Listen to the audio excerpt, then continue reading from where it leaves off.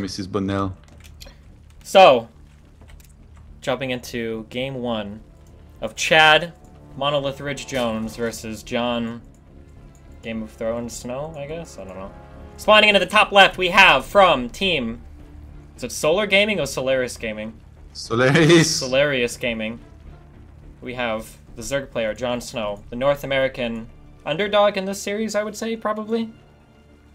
He's against Big Bone Jones, so yes. Against, in the bottom left corner, the one, the only, the lovable, the not quite yet retired, Chad, Big Bones Jones. Why not yet retired? Come on. Because he made that post. Why would you joke about this, man? I'm not, it's sad. I don't want Chad to retire. He's like your only friend in the community. If you retire, who? What's that supposed to mean? It's your only friend in the community? Wow, I've never felt more lonely. Everyone knew that. I need to have a picture of like my back turned with those clouds for my overlay, like longer hair just hanging over my face with my jacket. Did you ever see my jacket at the Red Bull Battles Crown? Yeah, the trench coat one, yeah. The blue one. Did you see it? I saw the video of it. Oh, so cool. You look ridiculous in it. It looks so awesome. You're jealous that even though you're French, I can dress more flamboyantly than you, aren't you? You wish. Have you played Minigun recently? Yeah. Tell me about the game. So what does he like to do? I can't beat Minigun. He just plays macro, but he plays Protoss. It's like so lame. But this seems unusual already. Look, he made a gate but no gases. He's just gonna make a Nexus because it's Minigun. He's just gonna play macro style. Okay. You think the no gas is weird because he's not gonna be able to upgrade the warp gate or whatever if he gets the Cybercore immediately after, or is that? Yeah, usually like when you go for this kind of build, you do Nexus and then gates. If you go gate first, I feel like you always have to get gas behind it, then core, and then you go for the Nexus. For sure. But and Chad is a rule breaker. Well, I mean, in that I can kind of understand you. So Nexus gate is like the greediest Protoss opener, right? Yeah. Maybe it's possible that Chad, there are a couple things going on. Maybe Chad just wants to play a little bit extra safe because he thinks he's got a big advantage over JonSnow. So maybe he just grabs the gateway first or to kind of wall off early. Maybe you think that's a possibility? Yeah, sure. Versus like a 10 JonSnow is like a known cheeser. That's why he went double hatch before pool. Maybe, yeah. And then now, yeah, you do see him going double hatch before pool. This one Zealot might be able to do some damage. Maybe I don't know. Maybe kill a couple drones. Maybe not. Yeah, usually if the Zerg plays it well, he's not supposed to lose anything. Like especially like you could just get queens and you hold any kind of attack that could do anything. Or like, even if you have to pull drones at some point, as long as you micro them and you don't lose any one of them, you're gonna be okay. One of the annoying things about this game is that can be real hard to do. You ever notice that like Zealots get like 2 range when like drones are pulling back? I hate that. Yeah. But actually, in this game, since this is such an unusual build, and he made a very quick gate and then a Zealot, Minigun gets there so early that the pull is not even finished. So he's gonna kill the drone right away, stop a lot of mining time. Man, this is really nice here for Minigun, because JonSnow is on 3 bases, on 3 hatcheries. You want to get as many minerals and as many drones as you can early on. So now I really like what he's doing with the transfer here. For sure. I wonder if Minigun will follow this up with like a 4-gate Zealot pressure, do you think? No. He went for double gas. It's more likely he goes for something like Stargate, I feel. Oh, or some kind. Yeah, you're absolutely right. He did get 2 gases. So yeah, probably expect to see a Stargate go down next time. Sentry is going to start with this. Could go for a quick third, like anything's possible. You can even go for a tech, like say a Stargate, a Robo, or a Twilight, and then still go for the quick third on 1 gate, and then add the additional gateways that you want. But it's going to be a Stargate in a nice little corner of his base, which I'm not sure if you Zerg, like you really expect anything to be there, but I guess since JonSnow... No, actually he didn't see that pylon when he flew by. So he's not going to know that there can be a Stargate there. Later on he could send his Overlord in and have it sniped before it sees anything. Yeah, so I think as what JonSnow would be looking for here, I mean, he might be able to... You can't really assume that there are 2 gases in the main, because he hasn't seen any gas go up in the natural, you know? So he doesn't know if Chad is going to follow this up with like 4-gate pressure or not, although now he does see 1 gas go up there. I'm not sure what JonSnow is thinking at the moment. One of the difficulties in playing early game, really versus Protoss in any matchup, is that there's such a huge variety of builds that Protoss can do in the mid game, you know? So not seeing those 2 gases, John is playing pretty much in the dark right now, I think. He spotted the Forge earlier and he's trying to deal with one of the Zealots here. He's going to lose some links for it. And Oracle is always going to be the choice when you go for this kind of quick Stargates. Especially on these positions and against a triple hatch, because it's very hard for Zerg to get spores as soon as possible, like you need against an Oracle. Whereas, for example, against Phoenixes, you give the Zerg plenty of time to make a spore slate and not be punished for it. Sure. Are you getting 6 kills. Oh, this orbital's gonna tear through every single drone here. I think all of them are gonna go down. Oh, one spore made and an extractor made to try to save those 2 drones. Nice play. Are you getting a little bit of lag in game? Do you see that? No. You're not seeing that at all? It's just... No. Earlier when I was trying to do like a player's vision and I was pressing like V to see what they see, then I got a whole bunch of lag. Maybe like because of game heart or something, I'm not sure. Maybe, I don't know, I just battled on that. That's pretty annoying. Well, I'm pretty sure, guys, if you're watching, I don't think the players are getting this lag, so it shouldn't be affecting their play at all. Sorry, it's just the observer. Maybe you got too much stuff open. No, because my stream's not lagging or anything. I think it's just the beauty of battle.net. Pretty sure. What kind of lag is it though? It's not It's just like no. It's just like every every 5 seconds there'll be like a half-second skip. Do you know what I mean? Yeah. Yeah. If you do Control Alt F, do you get like network spike? Yeah, that's probably what I would be seeing, but I don't. Oh yeah, there are network spikes, yeah. Okay. But alright, JonSnow is taking 2 lair, he's getting 1 evo, he's completely skipped Roach Run, so if he had been up against some kind of Zealot aggression, he would have been in trouble. But I guess since he saw the 3rd base starting and he knew there was a Stargate, he's like, well, you know what, I'm safe. But sometimes, just sometimes, a Protoss is on +1 and 4 gates with just like 1 Oracle or 2 and then you die. Yeah, the Zealots. That's the worst, is when you successfully hold off like an Oracle or 2 and you're like, oh, I feel pretty good. And then you see like the 8 Zealots walk into your base and it's like, oh god. So, a little bit risky by John there to not even grab the Roach Warren, but I mean... I've heard you on Unfiltered, I know how it feels, Steven. Yeah. Roach Warren is going up now, though. Hydralisk then going up. Oh, what? Yeah, what's his plan here? Does he just go like Roach Hydra into some kind of hive with Vipers? Does he just get Roach Hydra and all-ins? That's also possible. I was thinking when I saw the Hydra then in the late Roach Warren, that maybe he might want to go into full Hydralisk Zergling, like we've seen a bunch of Zergs do, and very successfully. I think it was... it was Hyun at the Gfinity G3 that beat MC with this kind of build against Stargate Opener. He went mass Hydraling every game, no Roach. Yeah. And just him. Yeah. And I think I've even seen... Actually, I think for whatever reason, I think I did watch those games. Oh, wow, look at that Destiny 1 logo on the map. How sick. Look at that passion. Look at that You passion. you didn't even remember. But, no, you're absolutely right. I don't know if it was watching MC or if it was watching somebody else, but yeah, it was just Hydroling attacks every single time, and there would be like 3 Void Rays, and there was just no way to hold it off.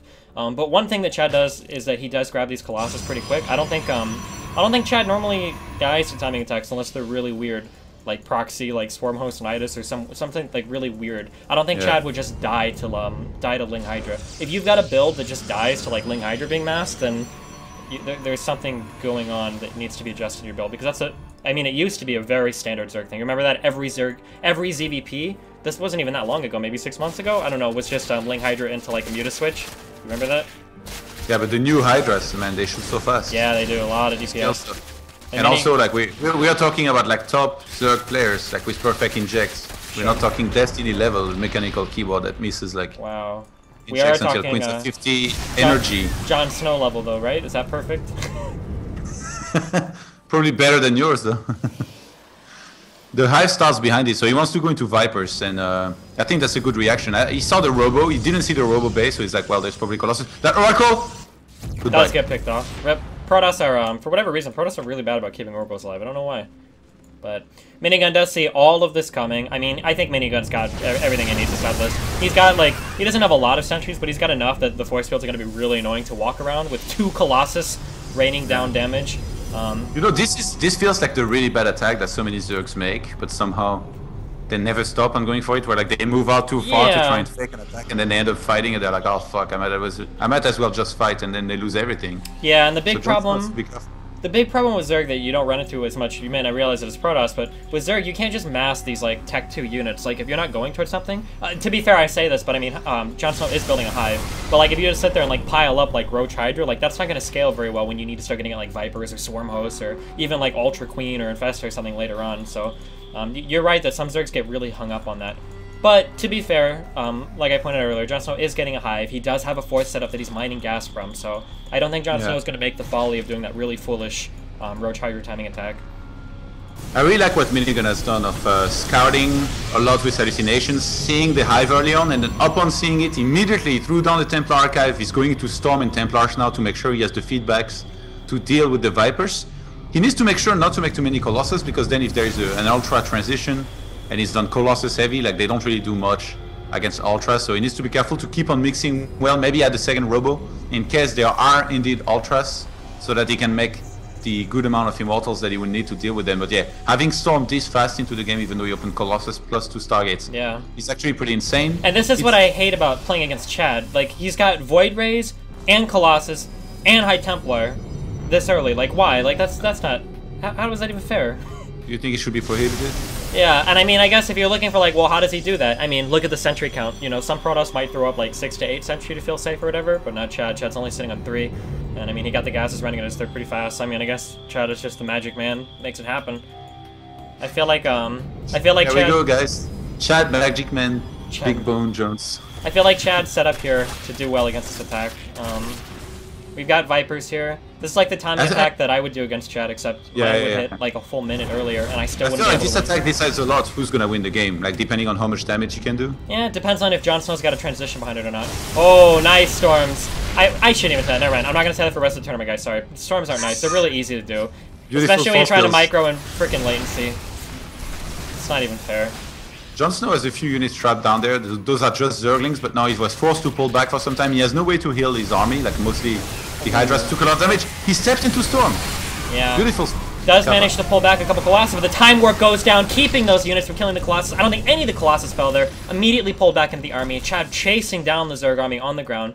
All the Vipers out of energy. I don't even think there's enough for a single Abduct left on this Viper.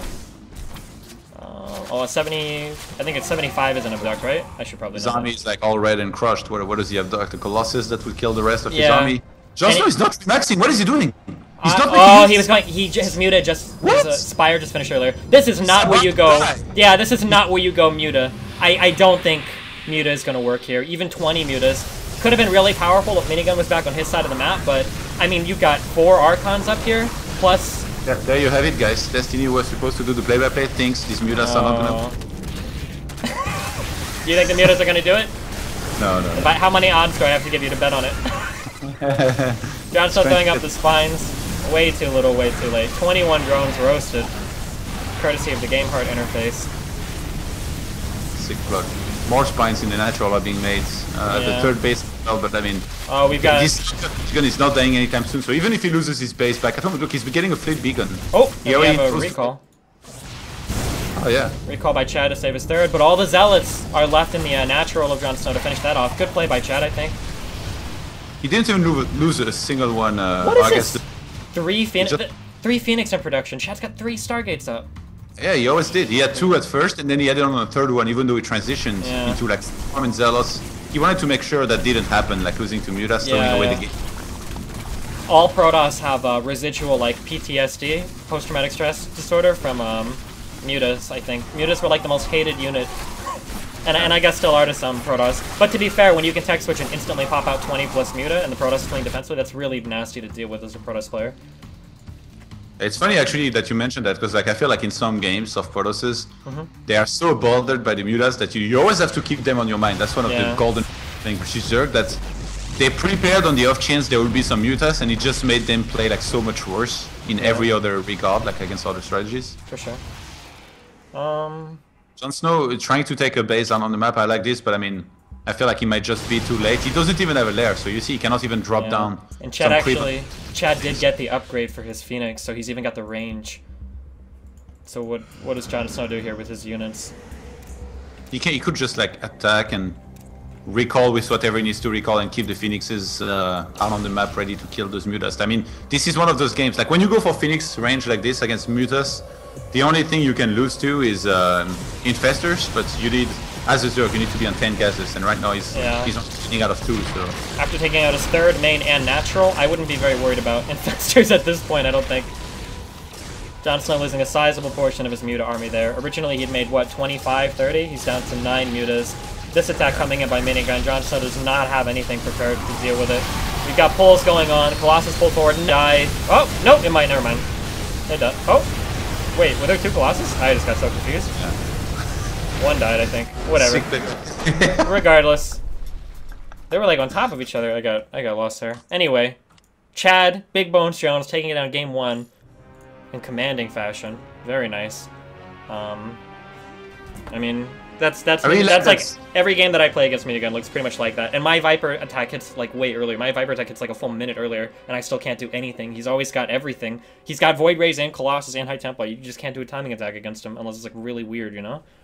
I think there is a way, but like you really need to commit to something. In this case, for example, it would have been just like no Rotorn, mass Hydralisks at first, because they take some time to cross the map, and then pure lane to try and reinforce and really break him. But yeah, I feel like it's pretty hard because he gets the Colossus out very like the timing is like very short. It's so frustrating. Like you try to have everything ready, but then every time you walk in, he's got like the next thing. It's like Chad's PvZ is so good. And also, I guess since he fell behind in the start from that one Zealot, he also like have less like in the mid game later on when he wants to attack. So maybe. But I mean, you saw like his attack wasn't even close. Like Chad had everything he needed to deal with it. Like. I don't know. Even if that Zealot hadn't did damage, I'm not sure if Chad would have had enough, or if JonSnow would have had enough to even break through it. But you think Pulse is watching and trembling right now? Trembling in fear. Yeah. Why is Pulse gonna pull a Scarlet and switch race to play Chad Jones? He's gonna switch to Zerg. Oh, I thought you were gonna say Protoss, a PvP against Chad. I don't think that would be a good idea for Pulse.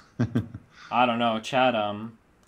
Well, I don't know how Chad feels anymore, but Chad hated PvP. But to be fair, every Protoss hated PvP, I think.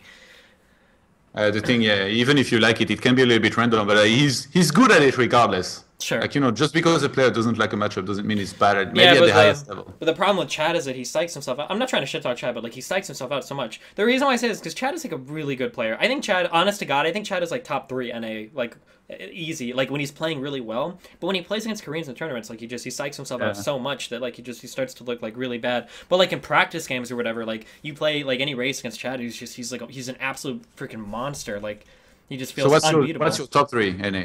Who else? Top 3 NA, I mean, probably Scarlet Major Chad is what I would say. But for like tournament results, I couldn't really say Chad. I mean, Scarlet is like an easy. Scarlet is an easy one there. Major is so good. How can you leave out Huck? Huck has been doing better lately. Huck dropped off for like a year and a half when he was making gateways all day every day. But Huck has been doing. Well, Huck has been doing pretty good lately, but they've been in a lot of like foreigner-only tournaments. Do you think Huck is ready? I could be wrong. I don't watch tournaments recently. Has Huck played against like any Koreans on any big tournaments lately? A few, but like he did very well in many tournaments. To be honest, like I think it was in WCS. Maybe he's been doing or maybe not. But at least at last Battlegrounds in Atlanta, he played very well. I thought his games versus Studming were pretty impressive. He did end up getting kind of crushed by Pult.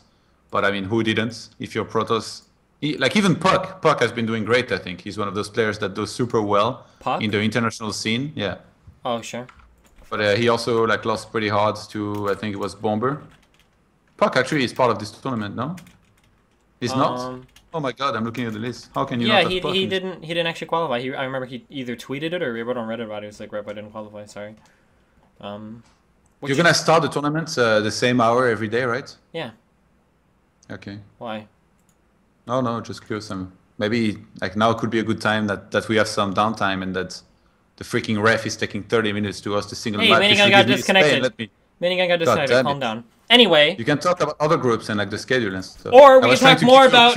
Let's talk more about the sponsor people, so that my brain's a little bit more. If you go to i.destiny.gg, guys, please check out these sponsor websites. I'm going to be tracking all the metrics for how much traffic I can drive to them, and these guys all help. Okay, let me slow down. Check out i.destiny.gg for all of the sponsor info in the sponsor section. Please check out some of the stuff they do. It's really important to me. I'm tracking all the metrics for how much traffic I can drive to their sites and whatnot. And because these guys all did help get this tournament funded and give me my dirty esports money, my dirty esports paycheck, so that I could get my wisdom teeth removed that I got removed a week ago. Are you excited for that, Todd? Not at all. Thanks. Is it i.destiny? i.destiny.gg. Is that the letter or the I with which you watch stuff? The letter I. Okay. Can you ask the ref to invite me before I go to his house and like do bad things to him? Will you calm down? Oh my God. Everybody's in the game except me. Well, maybe you should get your shit together. There you go. Yard. I think it was pronounced Yard. I'll double check that again on Skype. The guy messaged me. I think the watches, the woodwatches.com, it's pronounced Yard. Go check those out. Super cool watches. The Breakout Invitational I talked about earlier. There's a link there to check out all of that information. He made a Team Liquid thread on it. It does highlight North American players. He goes through and he finds North American players. At one point in time, he would do like interviews with him. He'd talk to him about games, kind of like what Mr. Bitter used to do with the Pro, except he does it without becoming North American players. Really cool stuff. Check out his stuff. Again, the video game voters. If you go and you sign up to be put on that list to keep you attentive to like legislation coming up, you do have a chance to win a Zeus Mini gaming computer. Check that out. That link is there at i.destiny.gg as well.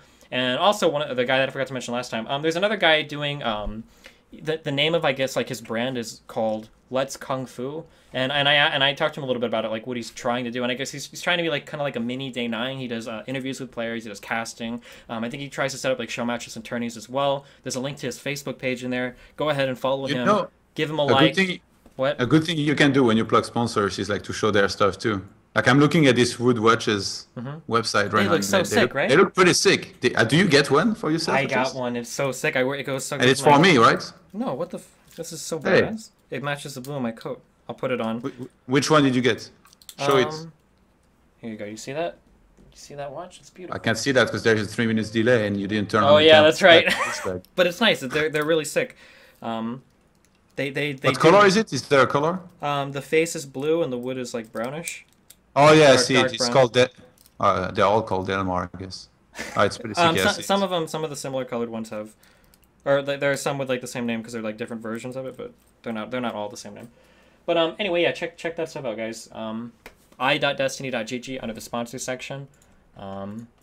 Looks like we are ready to hop into game 2 of Chad Jones. Hold on, let me set the sponsor here, or not the sponsor. The Does R come after P in the alphabet? I think it does, right? There we go. You can do it, Steven. I believe in you. Hey, how likely is it that you're gonna do more tournaments like this? I don't know. It depends how much of that dirty esports money I end up making. You know, TKO. Yeah, you said you're not even running commercials. How do you make money then? You already made a fundraiser for it, so you did. Plus, you are sponsors. How does that work? You're actually making millions of dollars of this. I mean, kind of, sure. The technically we fundraise the entire tournament, and then there's an extra like $2,000 from sponsors. So technically that's all overhead for me right now if I pocket that dirty esports money. But I don't know. I don't know. That's why I'm not running commercials either, and so people can hear the sick freaking songs. All right. So they can fall asleep. Yeah. Fall asleep. Oh my god, the music between games is so cool. How are you gonna hate? More than 8,000 viewers right now. Wow. Oh, apparently Wood Watchers cannot handle our You shouldn't sound impressed. You should be like, guys, get on Twitter, tweet. Yeah, get on Twitter, tweet, #DestinyI. Guys, please don't let Bungie destroy my brand with their terrible, terrible games. I'm just kidding. If Bungie wants to sponsor me, there will be Destiny beta keys given out. No, I'm just kidding.